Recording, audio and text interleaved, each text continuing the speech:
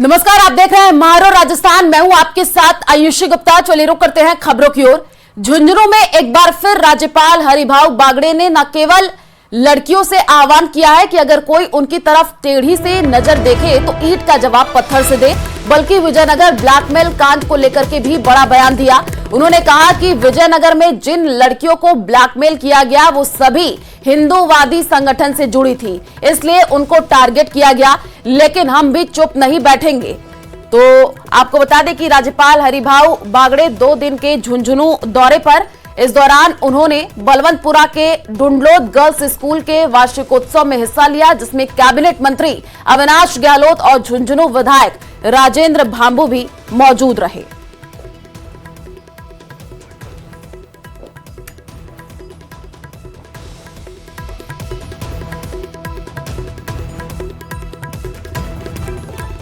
क्यों ने हिम्मत बनाने की आवश्यकता है। हम भी कुछ कम नहीं, हम भी कुछ कम नहीं। अरे हमारे तरफ किसी ने तुम्हें टेढ़ी नजर से देखा, तुम्हारे तरफ किसी ने टेढ़ी नजर से देखा, उसके नजर को नजर भिड़ाओ और उसको बोलो टेढ़ी नजर है तो हम नहीं सहन करेंगे, हम उसका जवाब देंगे, ईंट का जवाब पत्थर से देंगे। ये लड़कियों ने बोलना चाहिए, इनकी ताकत उनमें आना चाहिए। अजमेर में एक दुर्घटना घटी, हिंदूवादी महिला संगठन से जुड़ी थी छात्राएं, इसलिए किया टारगेट। क्यों? हिंदूवादी महिला संगठन में जाना क्या गुनाह है, पाप है, क्या है? वो लड़कियां हिंदूवादी संगठन से जुड़ी थी करके उसको तुम टारगेट कर रहे हो। अभी नहीं चलेगा, अभी नहीं चलेगा। ये तो अतः भारत भूमि है, ये नहीं चलेगा, ये ध्यान में रखो। और वहां के लोगों को भी आप बताना चाहते हैं कि ऐसा मत कर लो, जो को भी हम वैसा ही उत्तर देने वाले हैं। और इसी बीच ब्यावर से बड़ी खबर सामने आ रही है। विजयनगर ब्लैकमेल कांड मामले से जुड़ी हुई बड़ी जानकारी। 5 आरोपियों को संपत्ति के दस्तावेज के नोटिस जारी हुए हैं। नगर पालिका ने 5 आरोपियों को नोटिस जारी किया है। पूर्व पार्षद हाकिम कुरैशी को पुलिस ने रिमांड पर लिया है। हाकिम कुरैशी ने आरोपियों को संरक्षण दिया था। गिरोह के अन्य सदस्यों और ठिकानों को लेकर के पूछताछ हो रही है। ब्यावर के विजयनगर से आपको ये बड़ी जानकारी। विजयनगर ब्लैकमेल कांड मामले से जुड़ी हुई ये बड़ी अपडेट। नगर पालिका ने 5 आरोपियों को नोटिस जारी किया है। पूर्व पार्षद हाकिम कुरैशी को पुलिस ने रिमांड पर लिया है।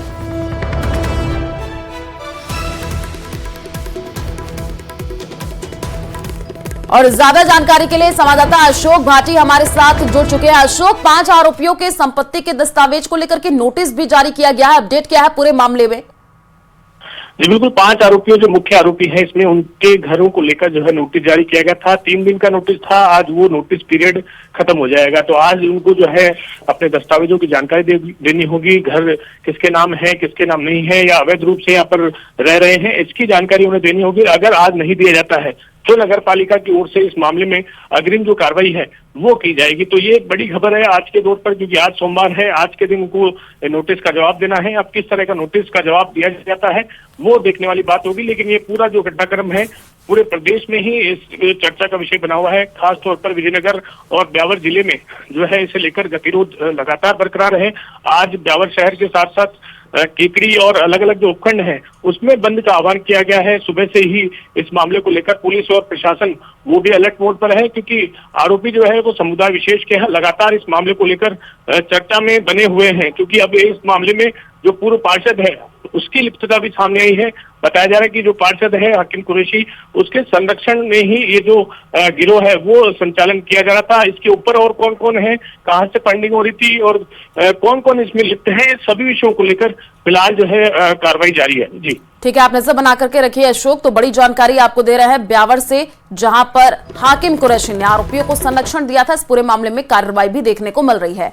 वहीं विजयनगर ब्लैकमेल मामले में आज कई जगह बंद का आह्वान किया गया है।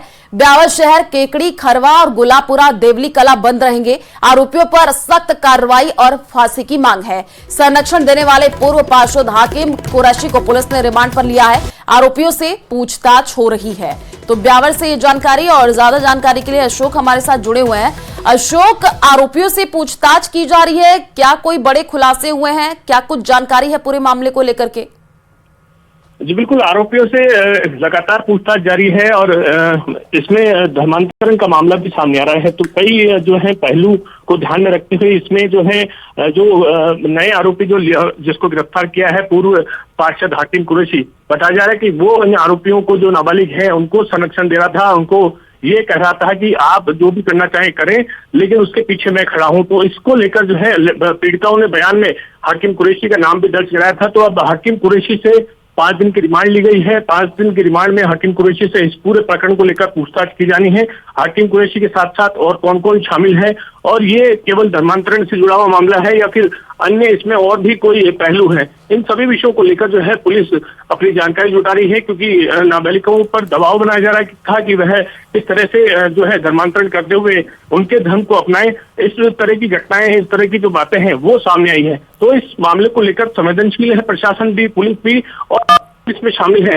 इस पहलुओं को ध्यान में रखते हुए इस पूरे घटनाक्रम की जो है वो जांच की जा रही है। आगामी दिनों में हो सकता है कि इसमें और भी बड़े खुलासे हो सकते हैं, क्योंकि पूर्व पार्षद जो है वो ठेकेदार भी है नगर पालिका में और कई लोगों से उसका संपर्क भी रहा है। बिल्कुल अशोक, आरोपियों पर सख्त कार्रवाई की मांग की जा रही है। तस्वीरें भी हम दिखा रहे हैं, लोगों में रोष भी देखने को मिल रहा है। आप नजर बना करके रखिए। फिलहाल शुक्रिया तमाम जानकारी साझा करने के लिए। झालावाड़ से बड़ी खबर आपको बता दें, प्रहलाद के बोरवेल में गिरने का यह पूरा मामला है। 5 साल के प्रहलाद को टीम नहीं बचा सकी। 13 घंटे बाद एसडीआरएफ ने बाहर निकाला। डॉक्टरों ने बच्चे को मृत घोषित कर दिया है। डग अस्पताल की मोर्चरी में शव को रखा गया है। बड़ी जानकारी आपको दे रहे हैं। कल ही जो है 5 साल का मासूम प्रहलाद खेल रहा था और उसका पैर फिसलता है, बोरवेल में गिर जाता है वो। उसके बाद से रेस्क्यू की टीम मौके पर पहुंचती है। रेस्क्यू ऑपरेशन तेज किया जाता है और सफलता हालांकि हाथ नहीं लगती है। डग अस्पताल की मोर्चरी में शव रखवा दिया गया। और आपको बता दें ये पहला ऐसा मामला नहीं है बोरवेल से जुड़ा हुआ। इससे पहले भी 2 मामले सामने आ चुके हैं राजस्थान में। और 13 घंटे बाद एसडीआरएफ ने जो है प्रहलाद को बाहर तो निकाला, लेकिन उसको बचाया नहीं जा सका। इससे पहले आपको बता दें कि कोटपुतली में चेतना बोरवेल में गिरी थी। दौसा में आर्यन जो है वो बोरवेल में गिरा था। और अब कई तरीके के सवाल प्रशासन पर भी खड़े हो रहे हैं कि अभी हाल ही में 2 ऐसे मामले आने के बाद भी क्या प्रशासन कोई सबक नहीं ले रहा है। और आपको बता दें कि अब परिजनों का भी रो रो करके बुरा हाल है। 5 साल के प्रहलाद को टीम नहीं बचा सकी। जयपुर से बड़ी खबर, कांग्रेस के 6 विधायकों के निलंबन का मामला है। विधायकों के गतिरोध का आज चौथा दिन है। विधानसभा में डेरा डाले हुए हैं कांग्रेसी विधायक और आज कांग्रेस विधायक दल की बैठक होनी है। सुबह 9:30 बजे विधानसभा की ना पक्ष लॉबी में यह बैठक होगी। टीकाराम जूली बैठक की अध्यक्षता करेंगे। सदन में चल रहे गतिरोध को लेकर के आगे की रणनीति पर मंथन होगा। मामले में विधानसभा का घेराव भी कांग्रेस करेगी। सुबह 10 बजे 22 गोदाम से विधानसभा कूच करेगी। बड़ी जानकारी आपको दे रहे हैं। आपको बताएं कि जो गतिरोध है वो खत्म होने का नाम नहीं ले रहा है। कांग्रेस के 6 विधायकों के निलंबन का ये पूरा मामला है। उसी को लेकर के कांग्रेस विधायक दल की आज बैठक होनी है और इसी मामले में विधानसभा का घेराव भी कांग्रेस करेगी। तो सदन में चल रहे गतिरोध को लेकर के आगे की रणनीति पर मंथन होगा और सुबह 10 बजे का वक्त होगा जब 22 गोदाम से विधानसभा कूच कांग्रेस करेगी।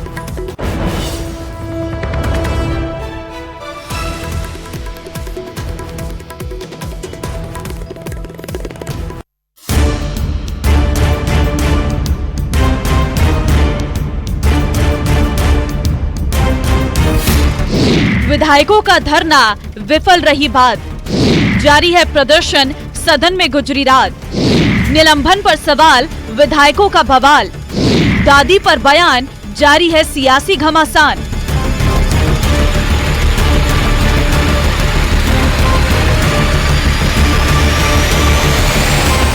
विधानसभा के बजट सत्र में मंत्री अविनाश गहलोत के पूर्व प्रधानमंत्री इंदिरा गांधी पर दिए बयान पर बरपा हंगामा अभी तक शांत नहीं हुआ है।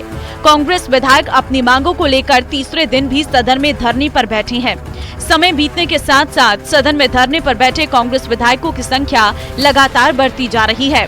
विधायकों के साथ हुई मंत्रियों की 2 दौर की वार्ता विफल रही।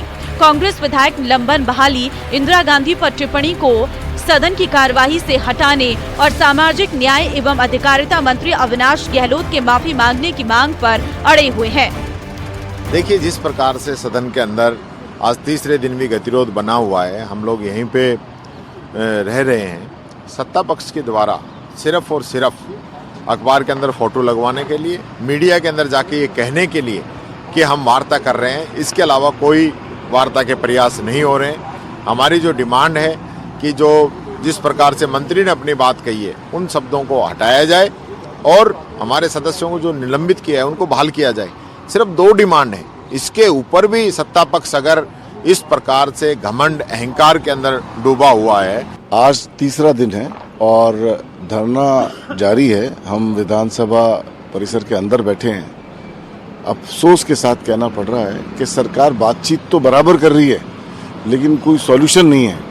और सबसे बड़ी बात क्या है कि परसों स्पीकर का इंटेंशन नजर आ गया कि स्पीकर ने कार्रवाई करने के बाद में इस बात का इंतजार नहीं किया कि गतिरोध को समाप्त करना है। 2 दौर की वार्ता विफल रहने और कांग्रेस विधायकों के धरने पर मंत्रियों ने भी प्रतिक्रिया दी। उनका कहना है कि इस तरह से सदन में गतिरोध पैदा करने से राजस्थान की जनता का नुकसान हो रहा है और इसका कलंक सीधा कांग्रेस के माथे पर आ रहा है। परंतु फिर भी अभी उनमें इतना मन अभी नहीं बना है, लेकिन हमें विश्वास है कि हम बार बार जाके उनसे हकीकत को पहचानने, राजस्थान में विकास में सहभागी बनने का आग्रह कर रहे हैं और सकारात्मक रूप से वार्ता चल रही है। हमें विश्वास है कि गतिरोध टूट जाना चाहिए, ऐसा हमारा विश्वास है। हम वार्ता के लिए निरंतर प्रयास करते रहेंगे। जब तक हम वार्ता में सफल नहीं हो जाते हैं, हमारी तरफ से निरंतर प्रयास करते रहेंगे। हमारा कहना यही है कि इस तरह से सदन में गतिरोध पैदा करने से राजस्थान की जनता का नुकसान हो रहा है और वो कलंक सीधा कांग्रेस के माथे पर इसलिए आ रहा है कि आपने सदन में जिस तरह से गरिमा को भंग किया, अध्यक्ष जी की आसन पर जाकर के उनकी भावना को आहत किया है, तो आप लोगों को आगे आकर के इस गतिरोध को खत्म करना चाहिए और खत्म करके राजस्थान के विकास में सहयोगी बनने के लिए प्रदेश के मुख्यमंत्री जी की सकारात्मक सोच का साथ देते हुए आपको स्वर्णिम राजस्थान बनाने का जो भारतीय जनता पार्टी और माननीय मुख्यमंत्री जी का सपना है, उसमें सहयोगी बनना चाहिए। बता दें कि बजट सत्र के दौरान कैबिनेट मंत्री अविनाश गहलोत ने शुक्रवार को इंदिरा गांधी को कांग्रेस की दादी बता दिया तो सदन में हंगामा हो गया था। इसके बाद कांग्रेस विधायकों ने सदन में जमकर नारेबाजी की। इसके कारण कार्यवाही बार बार बाधित होती रही, जिसके बाद 6 कांग्रेस विधायकों को निलंबित कर दिया गया, जिसके बाद से ही मंत्री से माफी और निलंबन बहाली की मांग पर गतिरोध जारी है। Bureau report, news 18।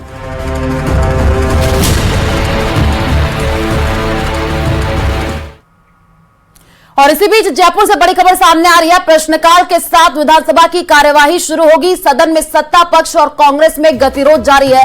विधायकों के निलंबन को लेकर के कांग्रेस का प्रदर्शन देखने को मिल रहा है। आपको बता दें कि सदन में 2 ध्यान आकर्षण प्रस्तावों पर सरकार का जवाब आएगा।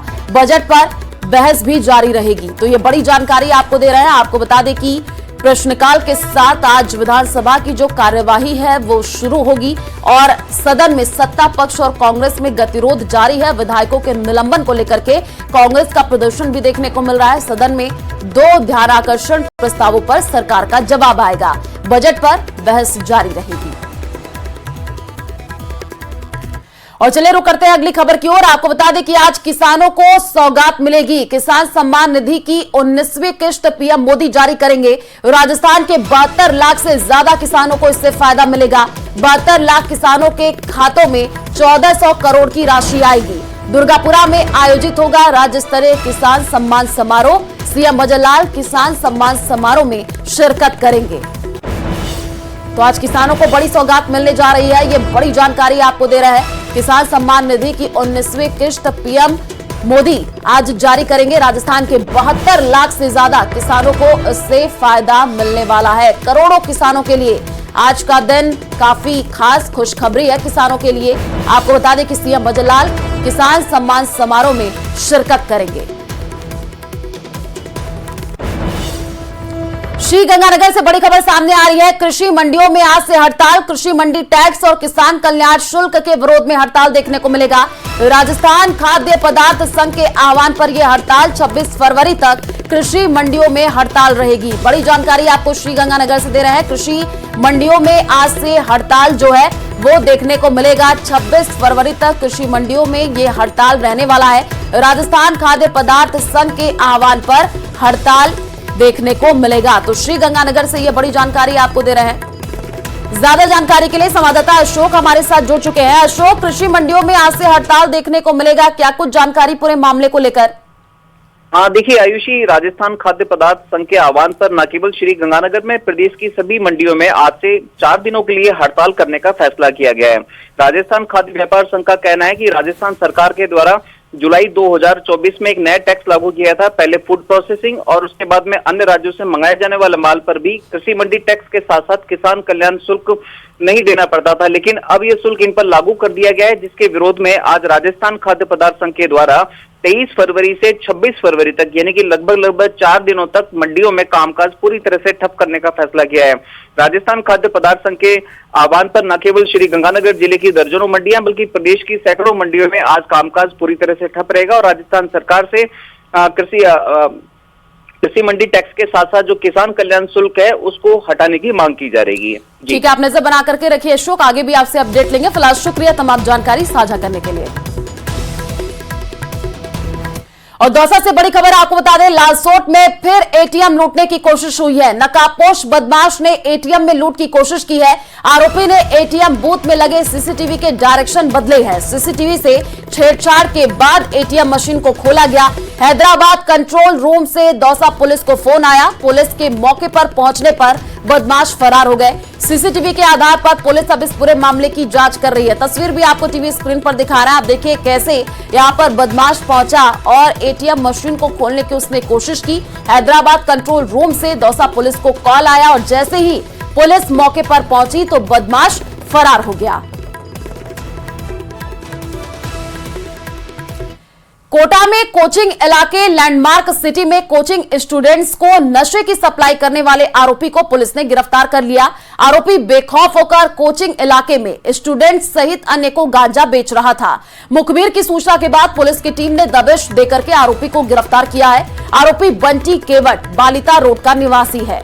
आरोपी बंटी के कब्जे से 1 किलो 20 ग्राम गांजा भी बरामद हुआ है। कुन्हाड़ी थाना अधिकारी अरविंद भारद्वाज का यह कहना है कि कोचिंग इलाके में किसी प्रकार के मादक पदार्थ की खरीद फरोख्त होते हुए ही मुखबिर के जरिए तुरंत पुलिस तक सूचना पहुंच जाती है और कार्रवाई की जाती है।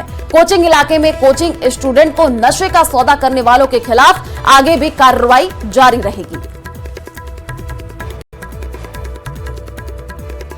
हमने थाना लेवल पर और इसमें खासकर हमारे एसपी मैडम ने बच्चों को और बच्चों के साथ जो परिजन है उनको अपना इतना जोरदार मुखबिर तंत्र डेवलप किया हुआ है कि हर छोटी से छोटी खबर के मैसेज उनके पास मैडम का पहुंचते हैं और फिर मैडम संबंधित एसएचओ को उन मैसेज को फॉरवर्ड करती हैं, उस पर हम कार्रवाई करते हैं।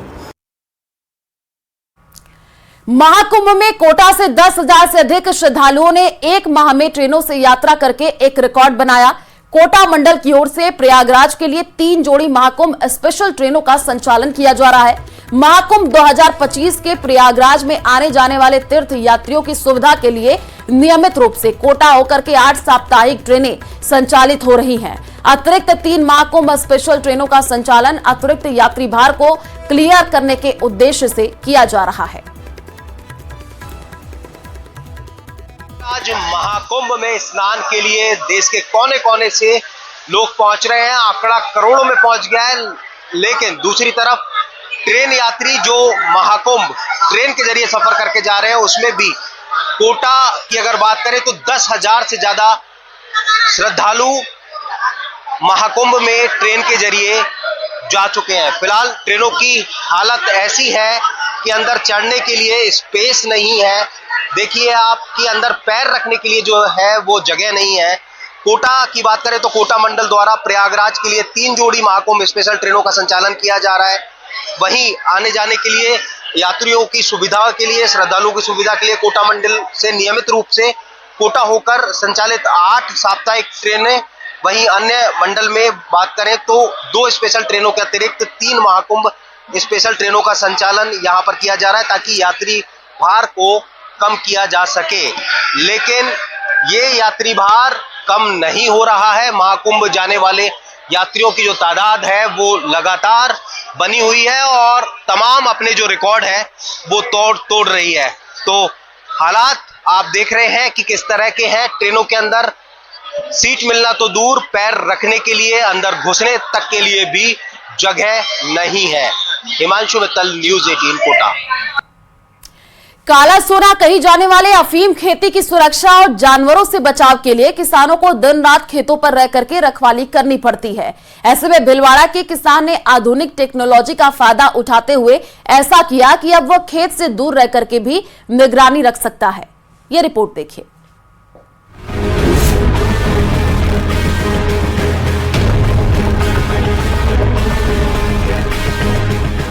भीलवाड़ा जिले के सवाईपुर क्षेत्र के सोपुरा, बड़ला, बनकाखेड़ा, सालरिया, डसाड़िया का खेड़ा गांव काला सोना कहे जाने वाली अफीम के उत्पादक क्षेत्र होकर बड़े पैमाने पर यहाँ बुआई होती है। इन दिनों अफीम की खेती चरम पर है और जल्द ही इन पर चीरा लगाने का काम शुरू किया जाएगा।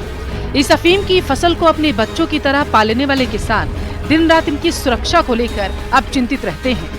अफीम काश्तकार खेतों की सुरक्षा के लिए अपने सारे जरूरी काम छोड़कर खेतों में ही रहने को मजबूर है और पूरी रात आंखें खोलकर इनकी निगरानी में गुजर रहे। इसके चलते सवाईपुर क्षेत्र के बड़ला गांव में रहने वाले एक किसान ने आधुनिक टेक्नोलॉजी का फायदा उठाते हुए अपने खेत पर सोलर पैनल लगवाए हैं और फिर खेत में सीसीटीवी लगवा दी। अफीम यानी कि काला सोना खेती में कहा जाए तो सबसे मूल्यवान खेती। आप देख सकते हैं किस प्रकार के यहाँ पर अफीम के खेत हैं। सरकारी पट्टा इनको प्राप्त है और अफीम की खेती कर रहे हैं। कहीं ना कहीं इस काले सोने को बचाने के लिए कई जतन करने पड़ते हैं, कई सुरक्षा के इंतजाम करने पड़ते हैं और उनमें खर्चा भी कई ज्यादा होता है। पर आधुनिक युग है, ऐसे ही किसान ने आधुनिक युग को देखते हुए ये कैमरा यहाँ पर लगाया है। ये कैमरा यहाँ पर लगा है और इस कैमरे की खासियत ये है कि ये सोलर पैनल पे चलता है और पूरा जो ये खेत है इस कैमरे में कैद रहता है। जब कोई भी हलचल होती है या फिर कोई चोर या फिर कोई पशु यहाँ पर आ जाता है तो जो किसान है, जो मालिक है इस खेती का, वो अपने ही मोबाइल से आवाज लगाकर यहाँ पे जो लोग हैं उन्हें चेतावनी देते हैं। अफीम खेत में सीसीटीवी कैमरे लगाने वाले किसान बद्रीलाल तेली ने कहा कि फसल वर्ष 2024-25 के लिए भारत सरकार की ओर से हमें अफीम उत्पादन के लिए पट्टा मिला। अफीम खेती बहुत ही ज्यादा नाजुक होती है और जब यह पक जाती है तो चोर उचक्कों के साथ जंगली जानवरों का खतरा भी बढ़ जाता है। तो उस नुकसान की रोकथाम के लिए जैसे आप ये देख रहे हैं ऊपर ये सीसीटीवी हमने लगवाया है। इससे हम लोग जैसे हमको इसकी रेंज में जो भी चोर उचंक आएगा या कोई जंगली जानवर या कोई भी आएगा तो हम इसमें आवाज दे करके, जो हमारा यहाँ आदमी हर टाइम मौजूद रहता है या हमारे परिवार के जो भी लोग मौजूद रहते हैं, तो हम उनको इसमें आवाज दे के भी आगाह कर देते हैं और फोन करके भी आगाह कर देते हैं। आधुनिक टेक्नोलॉजी से आज अफीम काश्तकार काफी राहत महसूस कर रहे हैं। अगर ऐसे ही किसान खेती में नवाचार करें तो उनकी फसलों की सुरक्षा के साथ ही उत्पादन अच्छा हो सकता है। किसान बहुत मेहनत करके इस अफीम की खेती को उगाते हैं। उन्हें साल भर इंतजार रहता है इस खेती के फल का।